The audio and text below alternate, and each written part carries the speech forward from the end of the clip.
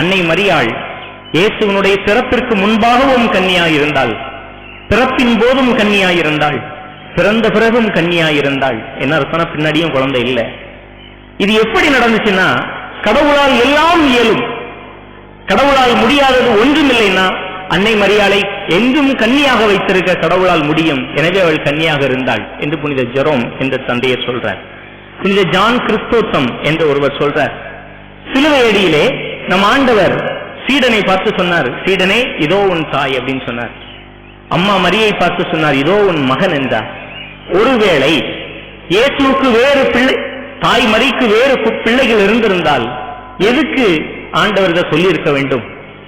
வேற பிள்ளை இருந்துச்சுன்னா அந்த பிள்ளைங்களை அவங்க பிள்ளையா ஏற்றுக்கொண்டு இருப்பார்கள். அந்த வீட்டில் தாய் மரி தஞ்சம் புகுந்திருப்பாள். அப்படி இருக்கும்போது தாய் மரியை ஏன் என்னோடு சீடரிடம் ஒப்படைத்திருக்க வேண்டும் என்று புனித ஜான் கிறிஸ்தோத்தம் என்ற ஒருவர் கேள்வி கேட்கிறார். புனித இசிதோர் என்றவர் ஒரு ஓமையை சொல்லி இப்படி சொல்றார். நீங்க எல்லாரும் ஒரு ஓமையை கேள்விப்பட்டிருப்பீர்கள். என்ன ஓமைனா, நம் ஆண்டவர் இயேசு ஒரு நாள் நடந்து போறார். ஒரு பெண் அவருடைய ஆடையின் விளிம்பை தொட்டாலே நான் குணம் பெறுவேன் என்று சொல்லி அவருடைய ஆடையின் விளிம்பை தொட்டு அவள் குணம் பெற்றாள். இந்த பகுதியை சொல்லிட்டு அவர் சொல்றாரு, அவருடைய உடலை தொட்ட ஆடைக்கே அவ்வளவு சக்தி இருந்ததென்றால், அவருடைய உடலையே தன்னுள் கொண்டிருந்த, தன் கற்பத்தில் 10 மாதங்கள் சுமந்த அந்த தாய்க்கு எவ்வளவு சக்தி இருந்திருக்கும். இயேசு தாய் மரியின் கற்பத்தில் இருந்து அவருடைய கன்னிமையை இன்னும் புனிதமாக்கினார் என்று அவர் சொல்றாரு. எல்லாரும் சொல்லுவோம், அம்மா மரியே இயேசுவோடு இணைந்திருக்கவும் இயேசுவோடு வழி நடக்கவும் எங்களுக்கு கற்றுத்தாரும். ஆமா, தாய் மரி அவரையே தனக்குள் கொண்டிருந்ததால் அவர் இரட்டிப்பு பலம் பெற்றிருந்தாள். அவர் அதிகமாக புனிதமாக்கப்பட்டிருந்தாள். அப்ப புனித தாமஸ் அக்வினா சேர்ந்த ஒரு தந்தையர் எப்படி சொல்றார், யாரெல்லாம் அன்னை மரியின் கன்னித்துவத்தை எதிர்க்கிறார்களோ அவங்க எல்லாரும் பரிசுத்தாவிக்கு எதிரானவர்கள். ஏன்னா பரிசுத்தாவி இறங்கி அங்க வரல அப்படின்னா ஒரு கன்னி குழந்தை பெற்றிருக்கவே முடியாது. கன்னி கருத்தாங்கி ஒரு மகனை பெறுவாள் என்ற பழைய ஏற்பாட்டினுடைய வார்த்தையை நிறைவு செய்ய தூய ஆவியானவர் இறங்கி வந்து ஒன்றுமே இல்லாத ஒரு வெறுமையிலே ஒரு குழந்தையை உருவாக்கினார். அப்படின்னா யாரு அன்னையினுடைய கன்னித்துவத்தை எதிர்க்கிறார்களோ அவங்க பரிசுத்தாவியை எதிர்த்து நிற்கிறார்கள். ஒருவேளை இயேசு சாதாரண முறையில் பிறந்திருந்தால் அவர் கடவுளே இருக்க முடியாது. அவர் கடவுளும் அல்ல, அவர் சாதாரண மனிதன். எனவே அன்னையின் கன்னித்துவத்தை எதிர்க்கிறவர்கள் இயேசுவினுடைய இறைத்தன்மையை எதிர்க்கிறார்கள் என்று புனித தாமஸ் அக்வினா சொல்றார். இறுதியாக மறைந்த திருத்தந்தை ஜான் பால் அவர் சொன்னாரு, அன்னை மரியா இயேசுவை தாங்கிய முதல் நற்கருணை பேழை என்று சொன்னார். நற்கருணை பேழை அது எவ்வளவு புனிதமானு நமக்கு தெரியும். அவ்வளவு புனிதமாக அவளுடைய உடல் காக்கப்பெற்றது. எனவே அவள் என்றும் கன்னி என்று புனித ஜான் பால் சொன்னார். இவை எல்லாவற்றிற்கும் நிறைவாக புதிய ஏற்பாடு இப்படி சொல்கிறது, காலம் நிறைவேறிய போது கடவுள் கன்னியிடம் தன் மகனை பிறந்தவராய் அனுப்பினார் என்றெல்லாம் சொல்கிறது. கத்தோலிக்க கிறிஸ்தவத்தை எதிர்த்த புரோட்டஸ்டாண்டுகள், ஆங்கிலிக்கன் திருச்சபையினர், மெத்தடிஸ்ட் திருச்சபையினர், இந்த திருச்சபைக்கெல்லாம் முக்கியமான ஆட்களாக இருந்த Martin Luther, Calvin, Zwingli, John Leslie போன்றவர்கள், இவங்கெல்லாம் பிற சபைகளை தோற்றுவித்தவர்கள். அவங்களே சொன்னாங்களாம், வேற எதை வேண்டாமானாலும் எதிர்த்துக் கொள்ளுங்கள், அன்னை மரியாவின் கன்னித்துவத்தை எதிர்க்க வேண்டாம் என்று தங்களை பின்பற்றியவர்களுக்கு அறிவுரை சொன்னார்கள். ஆக ஒன்று மட்டும் உண்மை, அன்றிலிருந்து இன்று வரை திருச்சபை காலங்காலமாக சொல்லிட்டு இருக்க அன்னை மரியாள் முப்பொழுதும் கன்னி. அவள் நேற்றும் இயேசு பிறப்பதற்கு முன்பும் இயேசு பிறந்த போதும் இயேசுவின் பிறப்பிற்கு பிறகும் அவள் கன்னியாயிருந்தாள். எல்லாரும் சொல்லுவோம், அம்மா மரியே இயேசுவோடு இணைந்திருக்கவும் இயேசுவோடு வழி நடக்கவும் வரம் தாரும். இப்ப கன்னித்துவம், பழைய ஏற்பாட்டில் கன்னித்துவம் என்பது கேவலமான ஒன்றாக பார்க்கப்பட்டது. இப்ப நம்ம ஊர்லயே வச்சுக்கோமே, கல்யாணம் முடிஞ்சு ஒருவருக்கு குழந்தையே பிறக்கல, எல்லாரும் என்ன சொல்லுவாங்க? கல்யாணம் முடிஞ்சு குழந்தையே பிறக்கல என்ன சொல்லுவாங்க? இயலாதவர்கள், மலடி, ஒருவேளை ஒண்ணுமே தெரியாதவங்க, அவங்களை எவ்வளவு கேவலமா சொல்ல முடியுமோ அவ்வளவு கேவலமாக சொல்வார்கள். திருமணமாகி குழந்தை இல்லாத ஒரு ஆள் 2 வருஷம் கழிச்சு பொது இடத்துக்கே வர யோசிக்கிறாங்க. ஏன்னா உலகம் அவர்களை கேவலமாக பார்க்கும். குழந்தை இல்லை அப்படிங்கிறது அந்த காலத்துல கேவலமான ஒன்று. எனவேதான் சாராள் அந்த முதிர் வயதிலும் ஆண்டவரிடம் மன்றாடுகிறாள், எனக்கு ஒரு குழந்தை வேண்டும். அன்னாள் முதிர் வயதில் ஆண்டவரிடம் மன்றாடினால், எனக்கு ஒரு குழந்தை வேண்டும். நம் தாய் மரியினுடைய பெற்றோர் அன்னாள் இப்படிதான் மன்றாடினாங்க, எங்களுக்கு ஒரு குழந்தை வேண்டும், அந்த குழந்தையை உமக்கே அர்ப்பணிப்போம் என்றார்கள். ஒரு குழந்தை பிறந்தது. அந்த குழந்தையை 3 வயதிலே ஆலயத்தில் அர்ப்பணித்தார்கள். அதற்கு மரியா என்று பெயரிட்டார்கள். 3 வயதான குழந்தை வளர்ந்து 12 வயதானது. இவர் இளம் பெண்ணானதால் இவளை யாருடைய பொறுப்பிலாவது ஒப்படைக்க வேண்டும் என்று தாய் மரிக்காக தலைமை குரு இறைவனிடம் வேண்டுகிறார்.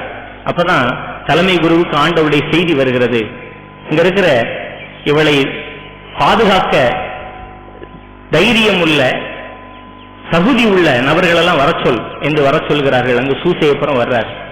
அங்கு அதிசயமாக சூசையப்பர் வைத்திருந்த கோல் தளிர்க்கிறது. அன்னை மரியாள் அவரிடம் ஒப்படைக்கப்பட்டாள்.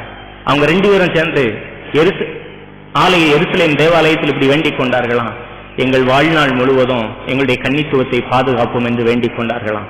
இது புரோட்டோ எவாஞ்சலியம் என்ற விவிலியம் அல்லாத இன்னொரு ஒரு திருச்சபையினுடைய முக்கியமான ஒரு புத்தகம் இப்படி பேசுகிறது. இதையெல்லாம் அன்னையினுடைய கன்னித்துவத்தை பற்றி நமக்கு சொல்லித் தருகின்றன. ஆனா அந்த கன்னித்துவம் எதற்காக? அன்னை மரியாள் ஏன் இதை தாங்கிக் கொண்டாள்? நான் உங்ககிட்ட சொன்னேன், சாமியாரா இருக்கிறது அப்படிங்கிறது ரொம்ப கஷ்டம் அப்படின்னு சொன்னேன். எல்லா சாமியார்த்தையும் போய் கேட்டு பாருங்க, சிஸ்டரா இருக்கிறது ரொம்ப கஷ்டம். ஏன்னா இந்த உடல் பலகீனமானது, இந்த மனது அலைவாயக்கூடியது, இந்த உணர்வுகள் எல்லாம் ஒரு சில நேரங்களில் பீரிட்டுக் கொண்டு வெளியே வரக்கூடியது. அந்த நேரத்தில் ஒரு மனிதன் தன்னை அடக்கிக் கொள்வது என்பது மிகவும் கடினமானது. அன்னை மரி ஏன் இதை தாங்கிக் கொண்டாள்? ஒரே காரணம் தான், இயேசுவோடு, அதாவது கடவுளோடு அவள் இணைந்திருக்க ஆசைப்பட்டாள். பிளவுபடாத உள்ளத்தோடு தன்னை கடவுளுக்கு அவள் அர்ப்பணிக்க ஆசைப்பட்டாள். தன் உடலாகிய ஆலயத்தில் அவருக்கு மட்டுமே இடமளிக்க ஆசைப்பட்டாள். எனவேதான் அந்த கன்னித்துவத்தை அவர் தேர்ந்து கொள்கிறாள். கடவுளும் அதை ஆசைப்பட்டார், எனவே அவளுக்கு அதை கொடையாக கொடுத்தார். ஆக கன்னித்துவம் என்பது கடவுளோடு இணைந்திருப்பதற்காக அழைக்கப்படுகிற ஒரு அழைப்பு. எனவேதான் சொன்னேன், அன்னை அம்மா மரியே இயேசுவோடு இணைந்திருக்க கற்றுத்தாரும் என்று சொல்ல உங்களை அழைத்தேன். எல்லாரும் சொல்லுவோம், அம்மா மரியே இயேசுவோடு இணைந்திருக்க கற்றுத்தாரும். அப்ப கன்னித்துவம்னா அந்த உடல்ல கன்னியா இருக்கிறது மட்டுமல்ல, கடவுளோடு இணைந்திருத்தல். இன்னைக்கு இந்த உலகத்துல கன்னித்துவம் என்பது ஒரு கேவலமான ஒன்றாக தான் பார்க்கப்படுகிறது. கேவலம் என்பதை விட கன்னித்துவமாக ஒருவர் வாழ முடியுமா என்ற கேள்வி இருக்கிறது. இப்போ நான் தூத்துக்குடியிலே ஒரு கல்லூரியில் மாணவனாக படித்துக் கொண்டிருக்கிறேன். என் கூட சக மாணவ மாணவிகள் இருக்கிறார்கள். அவங்களாம் என்கிட்ட கேட்பாங்க, எப்படி ஃபாதர் கல்யாணம் பண்ணாம இருக்க முடியும்? நீங்க சும்மா பொய் சொல்றீங்க எப்படி அந்த சொல்லுவாங்க. நான் சொல்லுவேன், உண்மையில கல்யாணம் ஆகாம தான் இருக்கிறோம் அப்படின்னு சொல்லுவேன். இந்த உலகம் இதை நம்ப மறுக்கிறது. நீங்க கல்யாணம் ஆகாம இருக்க முடியுமா ஒரு பெரிய கேள்வியாக இருக்கிறது. ஆனா அதை விட்டுருவோம், அது கூட பிரச்சனை இல்லை. இன்று எங்க பார்த்தாலும் கள்ள தொடர்பு. நீங்க டிவி ஆன் பண்ணுங்களேன், 2 கல்யாணம், 2 கணவன், 2 மனைவி, இப்ப அதெல்லாம் தாண்டி புதுசா வர ஆரம்பிச்சிருச்சு. கல்லூரி மாணவர்கள் கிட்டத்தட்ட விரல் விட்டு எண்ணிடலாம், ஆள் இல்லாத ஆள் யார் அப்படின்னு கேட்டு பாருங்களேன். எல்லாருக்கும் ஒரு ஆள் வச்சிருக்கிறாங்க. நிறைய செல்போன் கம்பெனிகள் கல்லூரி மாணவர்களை நம்பிதான் இருக்குது. ஏன்னா ராத்திரி ஆரம்பிச்சு காலையில வர எல்லாரும் பேசிக்கிட்டு இருக்கிறாங்க. உங்களுக்கு எல்லாம் தெரியுமா தெரியாதான்னு தெரியாது. இன்னைக்கு கற்பு என்பது கொஞ்சம் காற்றில் பறக்க விட்ட ஒன்றாக மாறி வருகிறது. இந்த உலகத்துல பேச்சில் இன்று அதிகமான சுதந்திரம். தவறாக பேசுகிறார்கள், தவறாக சிந்திக்கிறார்கள், தவறாக நடந்து கொண்டிருக்கிறார்கள். எங்கேயோ இல்ல, எல்லா இடத்திலையும். இந்த நேரத்துல இயேசுவோடு இணைந்திருங்கள் என்று இந்த நாள் திருச்சபை நமக்கு அழைப்பு கொடுக்கிறது. எல்லாரும் சொல்லுவோம், அம்மா மரியே இயேசுவோடு இணைந்திருக்க, இயேசுவோடு வழி நடக்க எங்களுக்கு கற்றுத்தாரும். எல்லாரும் அவங்கவுங்க மனசாட்சியில கையை வச்சு இப்போ ஒரு கேள்விக்கு பதில் சொல்லணும். என்னன்னா, உண்மையிலேயே நான் தப்பாவே இதுவரை சிந்திச்சதே கிடையாது. அப்படி யாராவது இருந்தீங்கன்னா தயவு செய்து சொல்லுங்க. உங்களுக்கும் ஒரு சுருப கூண்டு ஒன்று செஞ்சு அங்க கொண்டு வச்சிடலாம். ஒரு முறை ஒரு இளங்குருவானவர் ஒரு வயதான குருவானவர்கிட்ட போய் பாவ சங்கீதனம் பண்ண போனாராம். அப்ப சொன்னாராம், சாமி எனக்கு தப்பா சிந்தனைகள் சில நேரத்தில் வருது அப்படின்னாராம். அப்படி சொல்லி சொன்னாராம், பரவாயில்ல சாமி, உங்க வயசு வரும்போது எனக்கு எல்லாம் சரியா போயிடும் அப்படின்னு இவர் சொன்னாராம். அப்ப அந்த வயசான தாத்தா சாமியார் சொன்னாராம், என் வயசு வந்தாலும் சரியா போவாதுப்பா அப்படின்னு சொன்னாராம். என்ன சொல்ல வந்தேன்னா, இந்த உடல், இந்த மனது, இந்த மனிதனை வீழ்த்துகிறது. ஒரு சின்ன ஆசையினால் தங்கள் வாழ்க்கையை இழந்து போனவர்கள் இருக்கிறார்கள். ஒரு நிமிடத்திலே தங்களுடைய வாழ்க்கையில பெரிய நோயை சந்தித்தவர்கள் இருக்கிறார்கள். தன்னுடைய உணர்வுகளை கட்டுப்படுத்த முடியாமல் குடும்பங்களை இழந்து போனவர்கள் இருக்கிறார்கள். இதெல்லாம் மாற வேண்டும் என்றால் ஒரே வழிதான், இந்த உலகம் இயேசுவோடு இணைந்திருக்க அழைக்கப்பட வேண்டும். இயேசுவோடு இணைந்திருந்தோம்னா இந்த வாழ்க்கையில் அந்த பிரச்சனை வராது. எல்லாரும் சொல்லுவோம், அம்மா மரியே இயேசுவோடு இணைந்திருக்க, இயேசுவோடு வழி நடக்க எங்களுக்கு கற்றுத்தாரும். அம்மா மரியினுடைய விசுவாசம் எப்படி இருந்தது? அடுத்த கேள்வி. அம்மா மரியினுடைய விசுவாசம் சொல்ல போனா, அவள் அடிமையாக இருந்தாள், அவ்வளவுதான் அவளுடைய விசுவாசம். திருச்சபையினுடைய ஒரு ஏடு இப்படி சொல்கிறது, என்ன நடந்துச்சுன்னு பல நேரம் மாதாவுக்கு புரியவே இல்லையா. திடீரென்று நீங்க ராத்திரி எல்லாரும் எழுந்து எகிப்துக்கு ஓடிப்போங்கன்னு சொன்னாங்க. எகிப்துக்கு ஓடினார்கள். என்னன்னே புரியல மாதாவுக்கு. திடீரென்று குழந்தையை கொல்ல தேடுகிறார்கள், நாங்க புரியவில்லை. திடீரென்று இயேசுநாதரை காணாம போயிட்டு ஒரு கேள்வியை கேட்டார், ஏன் என்ன தேடினீங்கன்னாரு. மாதாவுக்கு புரியவில்லை. அவளுடைய மகனை சிலுவையிலே கொண்டு போய் அறைந்தார்கள், அவளுக்கு புரியவில்லை. அவளுடைய விசுவாசம் எல்லாம் புரியாத நேரத்திலும் இதோ உமது அடிமை, இதோ உமது அடிமை என்று அவள் தன்னை கையளித்தாள். இதுதான் அவளுடைய விசுவாசம். கையளித்தது மட்டுமல்ல, இயேசுவோடு வழி நடந்தாள். அங்குதான் தாய்மரி நமக்கு ஒரு முன்மாதிரியாக இருக்கிறாள். நம்முடைய வாழ்க்கையிலும் நாம் இப்படிப்பட்ட பல சூழ்நிலைகளை சந்திப்போம், பல போராட்டங்களை சந்திப்போம். அந்த நேரத்தில் எல்லாம் நமக்கு ஒண்ணுமே புரியலன்னா கூட, ஏன் இப்படி நடக்க ஆண்டவரே நீ கேள்வி கேட்டா கூட கடைசியா இதோ உமது அடிமை அப்படின்னு நம்ம சொல்ல ஆரம்பிச்சிட்டோம்னா நாம் அன்னை மரியினுடைய விசுவாசத்தை பின்பற்றுகிறோம் என்று அர்த்தம். எல்லாரும் சொல்லுவோம், அம்மா மரியே இயேசுவோடு இணைந்திருக்கவும், இயேசுவோடு வழி நடக்கவும் எங்களுக்கு கற்றுத்தாரும். மாதா இயேசுவோடு வழி நடந்தாள் என்பதற்கு ஒரே ஒரு இடத்தை மட்டும் சொல்ல ஆசைப்படுகிறேன். மாதாவுக்கு 2 போராட்டத்தை சொல்வார்கள். ஒன்று பாச போராட்டம், இன்னொன்று விசுவாச போராட்டம். இயேசுவை சிலுவையிலே அறைந்து வைத்திருக்கிறார்கள். பொதுவா ஒருவரை சிலுவையில் அறைந்தா யாருமே பக்கத்துல போக மாட்டாங்க, தூரத்தில் நிற்பாங்க. ஏன்னா பக்கத்துல போனா அங்க இருக்கிற கூட்டம் காரி துப்பும். இவனுடைய மகனா, இதான் பெத்த தாயா, தாய் பிள்ளை அப்படி இருக்குன்னா தாயும் அப்படிதான் இருக்கும். அந்த குடும்பத்தை எல்லோரும் கேவலமாக பேசுவார்கள். அதனால ஒருவரை சிலுவையில் அறைஞ்சா யாருமே பக்கத்துல போக மாட்டாங்களாம். ஆனா மாதாவுக்கு ஒரு பாச போராட்டம். இல்லை, என் மகன் அப்படி இல்லை. என் மகன் இந்த உலகை மீட்க வந்த தெய்வம். என் மகனுடைய இரத்தத்தால் நீங்கள் மீட்கப்படுவீர்கள், என் மகனின் காயங்களால் நீங்கள் குணமாவீர்கள் என்றெல்லாம் அவளுக்கு சொல்ல வேண்டிய ஒரு போராட்டம். எல்லோரும் சிலுவை விட்டு விலகி நிற்கிற நேரத்தில் மாதா மட்டும் சிலுவை அடியில போய் நின்றாள். இந்த ஒன்னே போதும், இயேசுவோடு இணைந்திருந்தாள், இயேசுவோடு வழி நடந்தாள். எல்லாம் சொல்லுவோம், அம்மா மரியே இயேசுவோடு இணைந்திருக்க, இயேசுவோடு வழி நடக்க எங்களுக்கு கற்றுத்தாரும். இந்த நாளில் நாமும் இப்படிதான் அழைக்கப்படுகிறோம். இயேசுவோடு இணைந்திருப்பதுதான் கன்னித்துவம், இயேசுவோடு வழி நடப்பதுதான் விசுவாசம். இறுதியாக நம்முடைய விசுவாசம் எப்படி இருக்கு? முதல்ல விசுவாசம் எப்படி இருக்குன்னு கேட்கறதுக்கு முன்னாடி விசுவாசம்னா எது இல்லை அப்படின்னு சொல்ல போறேன். விசுவாசம்னா எது இல்லை? முதல் ஒன்று, அவ்வப்போது அனுபவிக்கும் அதிசயங்கள் விசுவாசம் அல்ல. இன்னைக்கு நிறைய பேரு விசுவாசம் என்ன நினைக்கிறாங்கன்னா, ஒரு பிரச்சனை வந்து நீ கோயிலுக்கு ஓடி போய் அங்க ஜெபம் பண்ணுவாங்க, ஆண்டவரே இதுல இருந்து காப்பாற்றும். கோயிலா போவாங்க, வேளாங்கண்ணிக்கு போவாங்க, ஒரு சீட்டு எழுதி போடுவாங்க, மாதாவே இதுல இருந்து காப்பாற்றும். அப்படி பூண்டிக்கு போவாங்க, அங்கவே எழுதி போடுவாங்க, மாதாவே காப்பாற்றும். அப்படி ஒவ்வொரு கோயிலா போய் எழுதி போடுவாங்க.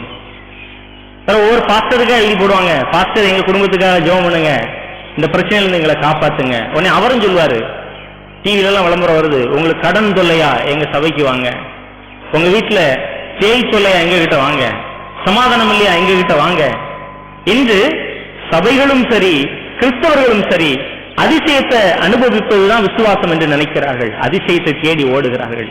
அது விசுவாசமே கிடையாது. அதிசயம் நடந்தா நல்லது, ஆனா அது விசுவாசம் அல்ல. ஏன்னா அடுத்த அவர் என்னை கோயிலுக்கு வருவார்னா அடுத்த பிரச்சனை வந்தாலும் கோயிலுக்கே வருவார், அப்படின்னு அது விசுவாசம் அல்ல. இன்னைக்கு உங்களுக்கு ஒரு பெரிய கடன் பிரச்சனை, கோயிலுக்கு வந்து கடன் பிரச்சனை தீர்ந்துச்சுன்னா அப்புறம் அடுத்த அவர் எப்போ வருவாரு? அடுத்த கடனாளியா ஆனாதான் அவர் கோயிலுக்கு வருவார்.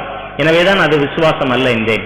எல்லாம் சொல்லுவோம், அம்மா மரியே இயேசுவோடு இணைந்திருக்க, இயேசுவோடு வழி நடக்க கற்றுத்தாரும். இரண்டாவது, விசுவாசம் என்பது உற்சாகம் அல்ல. இன்னைக்கு பிற சபைகள் கூட்டம் நடத்துறாங்க. என்ன கூட்டம்? விசேஷ கூட்டம். அங்க ஏதாவது விசேஷமா இருக்கும், உற்சாகமா இருக்கும்.